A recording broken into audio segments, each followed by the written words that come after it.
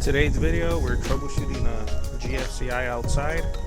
Client stated that it was a GFCI, so there's no power there.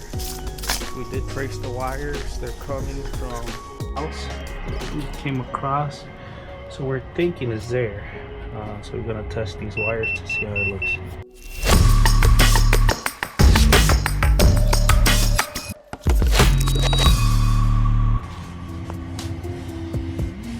So we're looking at the GFCI. There is power coming in.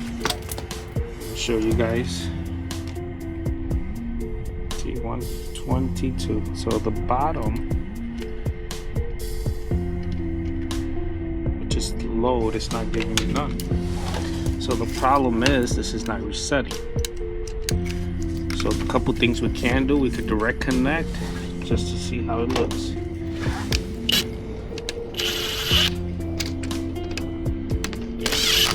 Try this out.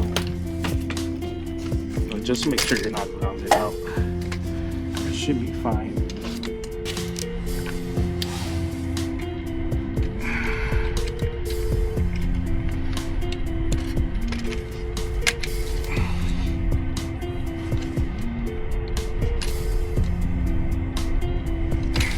Let's look at that.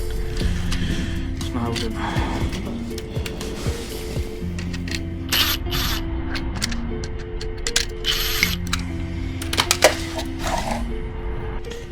this acts like a protection to the GFCI over here. Little redundant,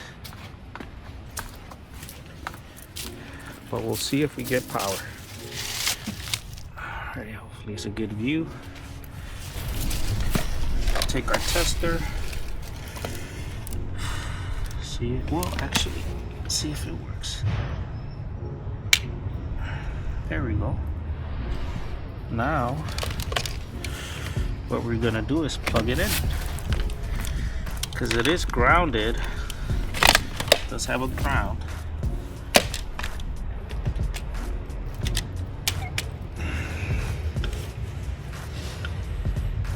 Turn it on. Look at that. Works perfectly.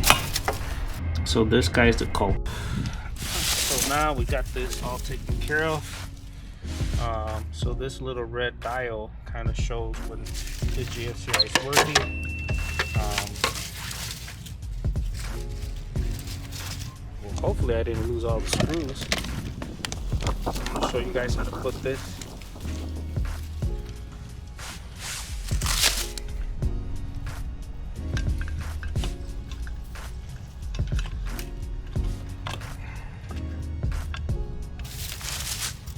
It is a bit corroded, but it's not the end of the world.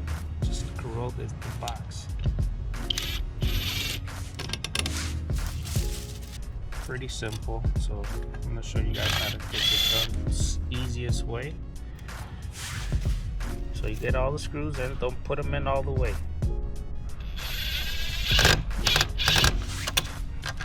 Okay. Then you see these, they kind of slip in.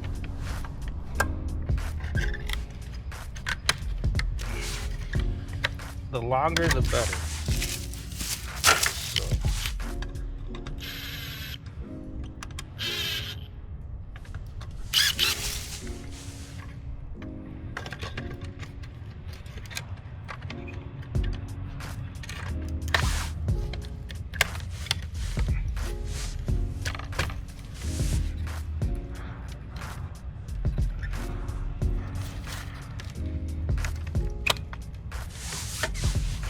So they slid in, so just make sure all the screws are long. You go one by one, just like a tire. You never screw it in all the way where it's tight. Just go little by little, and you tighten them all at the end. Alright, so that's how you get it done. Weather resistant GFCI. I'm not sure why now they need weather resistant. I thought GFCIs were for outside, but nevertheless, we're putting them on. I'll show you guys.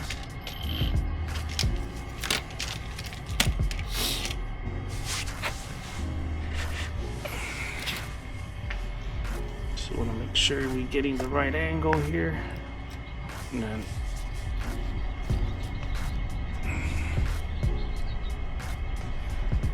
there we go.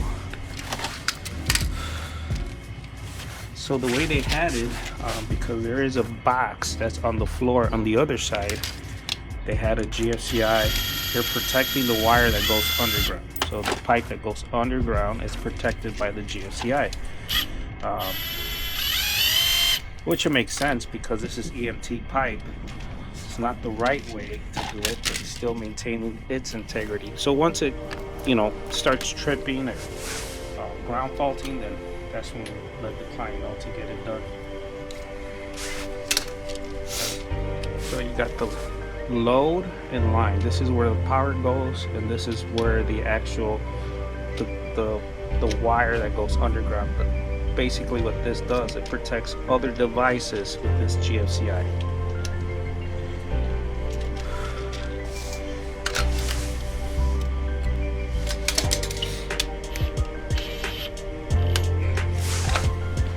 You never want to tighten it with the drill. It's got to be hand tight. Same thing with the other side. Hand tight.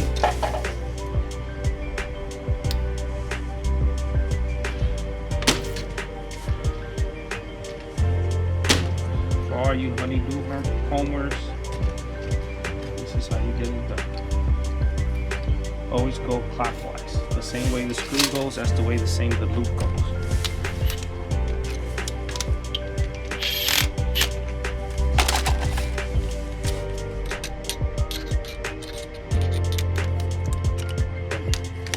Now you see behind here has some little holes, which this one goes inside here. Okay, now the reason it's not tripping is because it's not grounded. So once we put it inside the box, it's going to be grounded. Same scenario.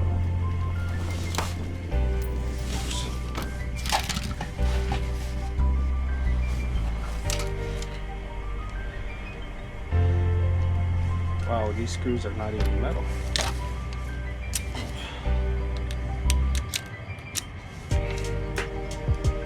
Usually my magnet gets it pretty good. These could be number 2 Phillips.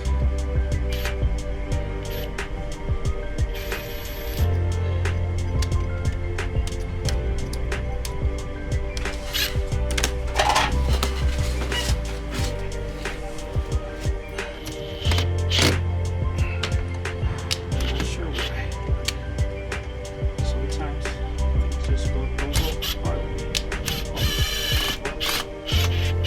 See if we can locate the stick. This guy's dead.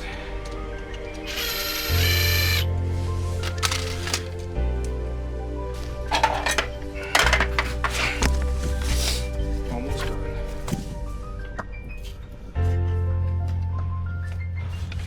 This time. Pull the cover. You don't really need it here because you have the deck. Oh, it's always good to put it on.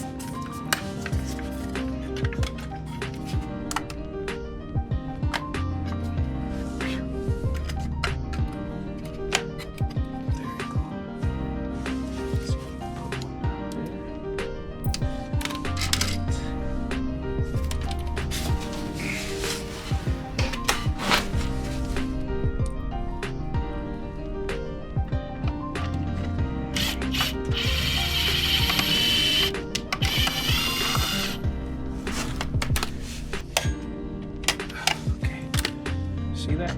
It ain't easy. Hopefully you guys seen it. It's sturdy. Put one more screw and that should be good to go. Alright, there's the final product. I had to put another screw to the side, so everything looks pretty tight. Right. And then on this side, quite a bit of gas here.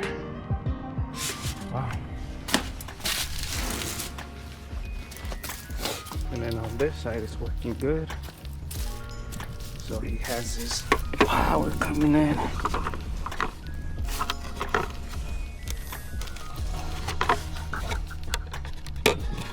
There we go.